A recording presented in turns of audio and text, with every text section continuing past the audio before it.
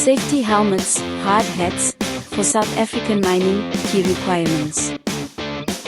In South Africa, safety helmets used in mining operations must comply with the Mine Health and Safety Act and relevant South African national standards to ensure worker protection in hazardous environments.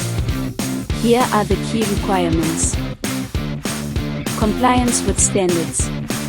Safety helmets must conform to SANS 1397:2003 industrial safety helmets.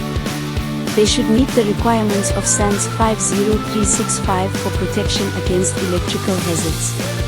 Some mining sites may also require compliance with SANS 1404 for additional protection. Materials and design. Made from durable materials such as high-density polyethylene, HDPE, or polycarbonate to withstand impact and penetration. Shock-absorbing suspension system to minimize head injuries. Full brim or cap-style designs are available depending on worksite requirements. Impact and penetration protection. Helmets must be tested for impact resistance to absorb the force of falling objects.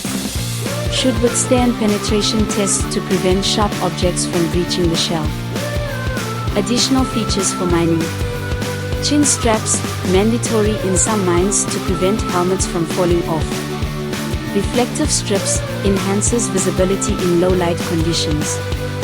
Ventilation holes, optional for comfort in hot environments. Built-in lamp brackets, for underground mining workers. Maintenance and replacement. Helmets should be inspected regularly for cracks, dents, or wear.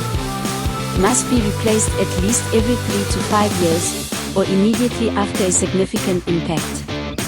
Employer responsibilities.